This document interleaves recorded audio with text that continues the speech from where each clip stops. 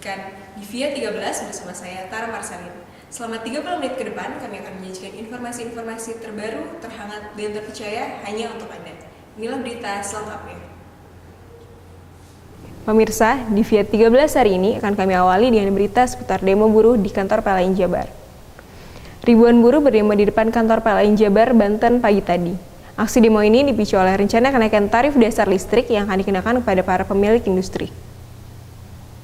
Ratusan buruh berdemo di kantor PLN Jabar, Banten hari ini. Aksi demo tersebut dipicu oleh kenaikan tarif dasar listrik yang akan dikenakan oleh para pemilik industri.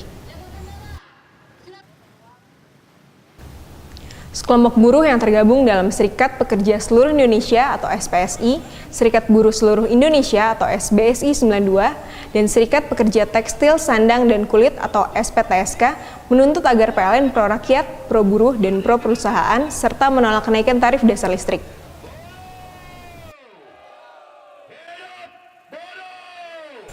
Sementara itu, menurut Ketua Serikat Buruh Seluruh Indonesia atau SBSI 92, Ajat Sudrajat, saat inilah kesempatan buruh untuk menyuarakan keinginannya.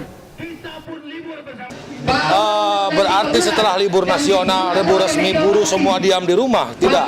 Kita tetap harus menyuarakan walaupun dengan berapa kekuatan, namun ini akan kita teriakan sampai dengan H+10 bulan Mei. Berarti sampai tanggal 10 Mei ini akan terus kita lakukan, suarakan tuntutan buruh terhadap penguasa yang menjadi permasalahan di negeri ini, seperti itu.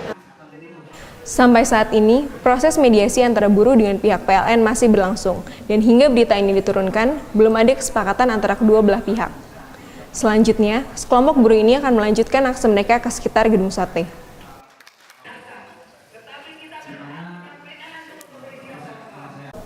Sementara itu, ribuan buruh dari berbagai serikat pekerja telah berkumpul di depan Gedung Sate dalam rangka memperingati Hari Buruh Internasional. Sejak pukul 10, mereka telah memulai aksi mereka dan aksi ini diperkirakan akan berlangsung hingga pukul 16. Saat ini kami telah terhubung dengan salah satu reporter kami yang telah berada di Gedung Sate untuk melaporkan secara langsung. Silakan Kak Evelyn.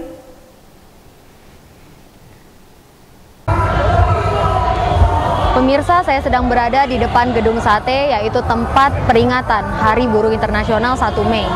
Sejak pukul 10 tadi telah hadir berbagai organisasi buruh antara lain Aliansi Mahasiswa Papua, GOPSI, Gabungan Organisasi Buruh Seluruh Indonesia, FSPK, Federasi Serikat Pekerja Kerakyatan, KSN, Konfederasi Serikat Nasional, dan KPRI, Konfederasi Pergerakan Rakyat Indonesia.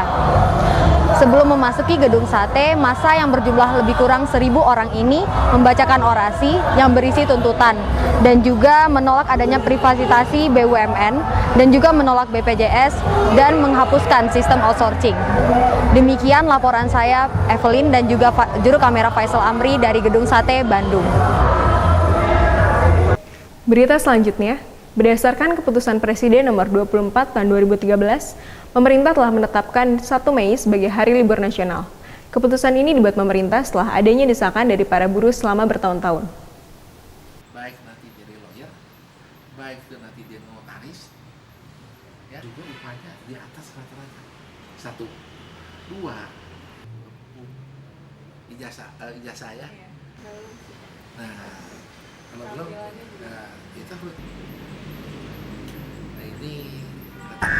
Karena lebih baik kita diliburkan, jadi kita lebih hemat. Hemat mungkin dari namanya persiapan untuk kalau di pabrik ada yang catering kan, ada yang dikasih makan di pabrik, ada kantinnya, berarti itu udah kita perusahaan tidak menyiapkan itu lagi ya. Demikian juga angkutan antar jemput itu udah tidak lagi dijalankan. Jadi saya kira saya setuju Mei Day itu diliburkan, karena sama saja kalau nggak dilibur juga akhirnya nggak kerja gitu. Inilah yang saya sampaikan kepada pemerintah, ya kalau demikian ya liburkan saja.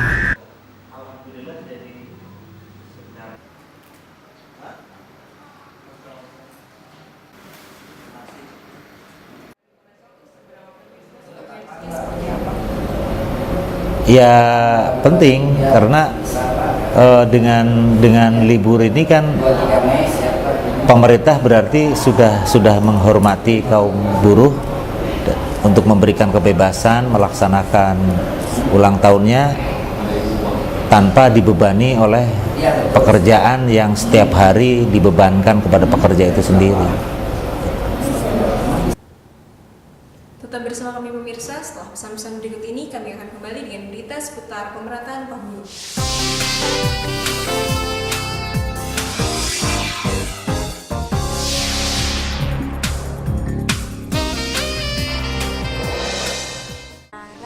Saya perempuan, saya tidak mau jadi korban kekerasan. Saya perempuan, saya tidak ingin jadi korban kekerasan.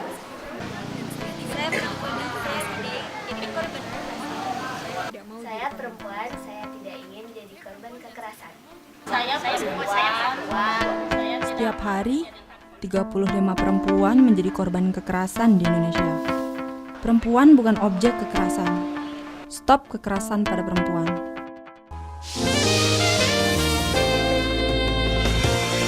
Pemirsa, Anda sedang menyaksikan di Via 13 bersama saya Tara Marcelin. Berita selanjutnya datang dari Konfederasi Aliansi Serikat Buruh Indonesia atau KASBI yang ikut meramaikan aksi demo buruh di depan gedung sate. Aksi tersebut telah mereka persiapkan sejak sebulan sebelumnya. Fokus utama aksi mereka ialah menuntut dihapuskannya sistem alih daya dan menuntut pendidikan gratis. Serikat Buruh KASBI melakukan unjuk rasa di depan gedung sate Bandung. Sebanyak 300 anggota KASBI turun ke lapangan. Tohari, sebagai koordinator lapangan unjuk rasa KASBI mengatakan aksi ini sebagai tanda buruh belum sejahtera, meskipun upah minimum sudah ditetapkan oleh pemerintah. Ya, kita sebulan sebelumnya kita sudah melakukan sosialisasi dengan kawan-kawan anggota, sehingga untuk 1 Mei kita untuk maksimalkan bahwa 1 Mei menjadi tonggak perjuangan kita. Fokus utama unjuk rasa KASBI ini tentang penghapusan sistem outsourcing dan mendapatkan pendidikan gratis, karena mereka beranggapan konteks komponen survei yang telah dilakukan Dewan belum dikatakan layak. Pemerintah kedepannya untuk memperhatikan buruh-buruh di Indonesia, karena buruh bukan mesin produksi, buruh itu pencipta produksi. Unjuk rasa ini berjalan aman. Meski demikian, pihak keamanan sudah siap di depan gedung sate jika terjadi hal-hal yang tidak diinginkan. Di gedung sate lancar, aman, tertib, baik itu dari KASBI termasuk dari BKSN, semua dikoordinasi dengan baik, ya kan, sama-sama melaksanakan orasi yang mudah-mudahan ini berjalan dengan lancar, aman, tertib sesuai harapan kita semuanya. Aksi unjuk rasa yang dilakukan oleh para buruh di depan gedung sate Bandung berjalan aman, damai, dan lancar. Kendati demikian, tuntutan yang dilontarkan oleh para buruh itu belum mendapat respon yang nyata dari pemerintah.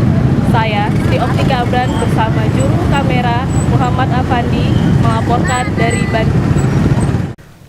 Pemerataan upah menjadi salah satu tuntutan dalam Hari Buruh Internasional. Upah minimum Kota Bandung pada tahun 2014 telah ditetapkan sebesar Rp1.735.000. Meski telah ditetapkan, masih ada perusahaan yang tidak menggaji para buruh sesuai dengan UMK. Upah buruh mengalami kenaikan dari 1,5 juta menjadi 2 juta rupiah. Secara resmi, kenaikan upah bagi buruh memang sudah terlaksana. Tetapi bagaimana realita di lapangan? Pemerataan upah bagi buruh belum banyak terlaksana. Hal ini diakui oleh Teddy dari Dinas Tenaga Kerja. Kalau ditentukan UMK tahun sekarang belum tentu berapa-berapa. Belum tahu berapa khayal tahun sekarang, berapa UMK tahun sekarang belum. Karena tahapan-tahapan itu panjang. Sementara itu, masalah rencana kenaikan tarif dasar listrik juga menjadi ancaman bagi para pekerja. Kenaikan listrik yang mencapai 60% akan memengaruhi pada kesempatan para buruh dalam mempertahankan pekerjaan mereka. Dan yang terbesar adalah yang terbesar itu Bekasi. Sekarang Bekasi kalah sama Kerawang. Nah, memang ada kecenderungan yang sangat perbedaan upah yang sangat luar biasa. Bupati, wali kota, dan gubernur. Nah, sehingga memang kita berharap 2015 ini kita sedang mencoba agar perbedaan yang sangat tajam bahwa yang namanya kebutuhan pekerja buruh itu sama, hampir sama.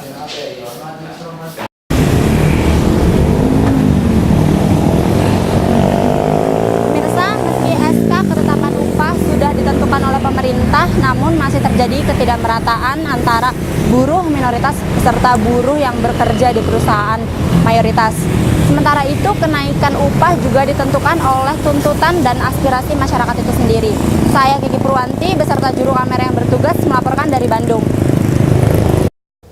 Kinerja para perwakilan buruh di DPRD Jawa Barat dinilai kurang efektif.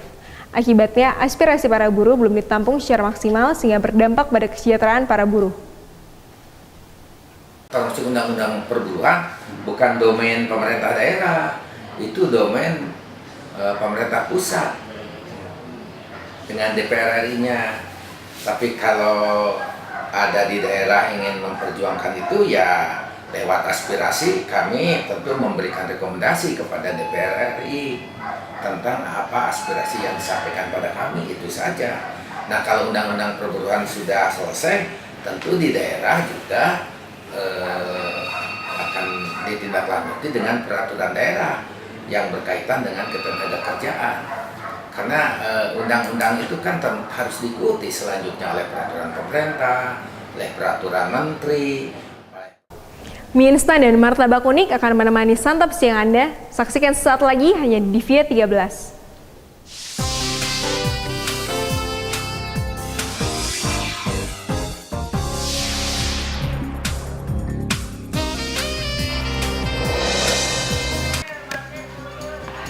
Saya lebih milih bola voli daripada narkoba.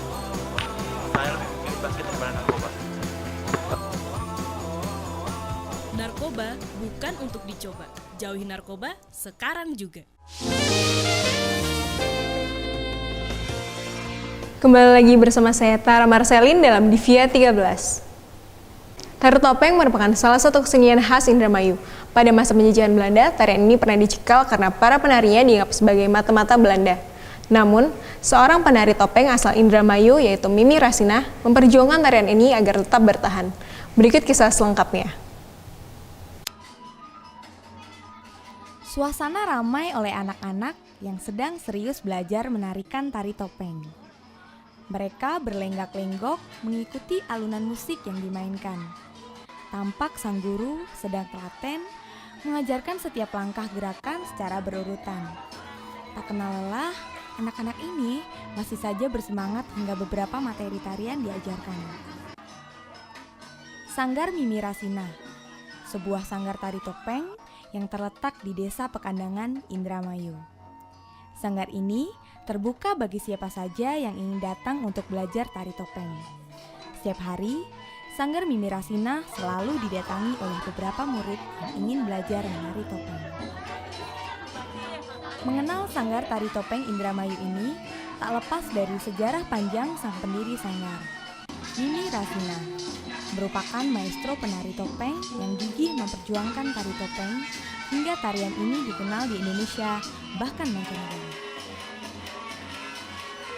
Perjuangan Mimi Rasinah tidaklah singkat. Ia sempat 20 tahun tidak menarikan tari topeng. Karena di masa penjajahan Belanda dan Jepang, tari topeng dilarang untuk tampil. Pada saat itu, penari tari topeng dicurigai sebagai mata-mata terhadap pemerintah. Sepeninggal Mimi Rasinah, Airly Rasinah, yang merupakan cucu dari Mimi Rasinah, meneruskan perjuangan sang nenek untuk mengeksiskan tari topeng Indramayu. Tontonan yang sedemi satu tarian tapi lama, pasti kan orang nggak mau nonton, jadi dianggapnya vakum. Terus juga dianggapnya masih tabu dulu itu, tari topeng hanya ditarikan orang tertentu saja, atau dibilang tari topeng itu paling susah. Kalau dulu itu paling susah. Saya nanya ke Mimi, kok topeng menari-menari tiba-tiba topeng nempel kan? Saya nggak tahu bahwa topeng itu digigit, karena orang kan waktu itu rahasia itu pasti dianggapnya rahasia gitu kan, digigit itu tiba-tiba kok nempel, padahal ada aksesoris atau mahkota yang tinggi. Kalau pakai karet mustahil, harus dicopot dulu. Diapain? Mimi Rasinah sampai ya diem aja dengan senyum kan. Nanti juga kamu akan tahu bahwa nari topeng itu nanti bagaimana. Saya juga ngelam. Intinya kalau tari topeng itu menceritakan kehidupan sehari-hari kita aja itu. Kalau untuk lebih mendalamnya atau lebih historisnya atau lebih filosofi atau makna yang terdalam ya lain lagi gitu kan. Harus kita baca-baca bukunya yang karena sekarang dianggapnya kalau kita tidak tepat dikatakannya kan, nah tanda kutip akan berbeda. Selain Aidli Rasina, perjuangan Mimi Rasina juga dilanjutkan oleh anak-anak yang belajar tari di Sanggar. Salah satunya Ajeng yang sudah belajar menari selama 3 tahun. Ya banyak yang mempelajari itu. Apresiasi merupakan wujud terbesar bagi tari topeng Indramayu. Butuh kerjasama pemerintah daerah dan generasi muda untuk mempertahankan warisan budaya ini. Pemirsa, Anda pasti tidak asing lagi dengan mie instan dan martabak. Tetapi pernahkah Anda mencoba mie instan yang disajikan sesuai dengan gambar yang ada di bungkusnya? Atau martabak yang disajikan dengan topping coklat-coklat ternama? Berikut ini liputan mengenai mie instan dan martabak unik akan menemani santap siang Anda. Martabak dan mie instan mungkin sudah tidak asing lagi bagi Anda. Saat ini saya sedang berada di Martabak dan Mie Instan JKT 66, tepatnya di Jalan Terusan Jakarta nomor 66, Antapani, Bandung. Penasaran seperti apa rasanya? Yuk, ikuti saya. Unik dan menarik, inilah konsep yang dihadirkan dalam rumah makan ini. Dengan ruangan yang tidak terlalu luas, tempat ini bisa menampung para pengunjung yang mulai ramai ketika malam hari. Martabak dan mie instan merupakan makanan yang sederhana bagi Anda. Sebagian dari Anda mungkin selama ini akan berpikir, bungkus mie instan yang kita makan terasa lebih enak dan menggiurkan karena toppingnya. Sang perintis melihat kuliner ini sebagai sebuah peluang. Usaha ini sudah dirintis oleh Arya Wiwaha sejak tahun 2013. Dengan merogoh kocek sebesar Rp18.000, Anda sudah bisa menikmati mie instan yang Anda pesan. Untuk martabaknya, harga berkisar antara Rp6.000 sampai Rp100.000. Artinya mie dengan topping yang sama kayak bungkusnya. Kalau kita nggak nyontek bungkusnya, kita nggak akan tahu isiannya apa aja. Nggak akan sama penempatannya. Orang itu akan lupa. Karena varian Indomie-nya itu nggak satu gitu. Varian Indomie di sini kan ada hampir, ya tadi yang saya bilang kurang dari 30 ya. Saya rasa saya aja nggak inget semua. Saya hanya inget beberapa letaknya, sampai letaknya kan kita perhatikan letaknya juga. Ini nyimpen ayamnya harus di mana? Oh ini harus di atas ayam. Oh ini harus di sebelah sininya. Oh bentuk daun bawangnya harus bulat-bulat. Oh harus keriting. Oh ini bentuknya harus bintang. Ini harus apa? Seperti itu yang kita fokuskan. Jadi benar-benar kalau kita nggak nyontek bungkusnya nggak akan sama gitu otomatis. Rata-rata mereka yang datang adalah pengunjung yang penasaran dengan keunikan topping mie instan dan martabak yang mereka sajikan. Tertarik karena emang macem-macem, rasanya macem-macem dan nggak kayak di martabak-martabak lainnya yang disediain gitu. Kayak dia nyediain Toblerone gitu, martabak lain kan nggak ada yang pakai Toblerone, nggak ada yang pakai caca. Jadi tertarik mau nyobain. Tadi itu Indomie empal gentong sama ayam bawang. Ayam bawang. Nah, pesanan saya sekarang udah nyampe nih. Di sini udah ada mie kuah dan mie goreng yang sudah saya pesan. Dari mie kuahnya udah ada rasa ayam spesial. Di sini gambarnya ayam spesial. Kayak gini nih gambarnya. Ada tomat, ada telur, ada ayam, dan ada sayur. Persis banget. Terus yang kedua, ada mie gorengnya, ada ayam, ada sawi, ada ayam, ada sawi, ada telur, ada kacang polong, dan topping lainnya. Ada wortel juga. Hidup banget. Selanjutnya, martabak yang saya pesan ini adalah martabak coklat. Kalau martabak biasanya tuh toppingnya susu, parutan keju, atau misis. Tapi buat martabak JKT 66 ini pakai isi permen coklat yang dihancurin jadi topping. Itulah uniknya. Saya cobain dulu ya pemirsa. Harga ini memang relatif mahal jika dibandingkan dengan harga martabak dan mie instan biasa. Tapi, rasa penasaran Anda akan terbayar dengan topping yang menggoda. Nah, jadi saya sudah selesai makan pemirsa. Walaupun sederhana, JKT66 ini memberikan sajian yang unik dan menarik melalui toppingnya. Bisa menjadi referensi yang menarik buat para pecinta kuliner. Selamat mencoba.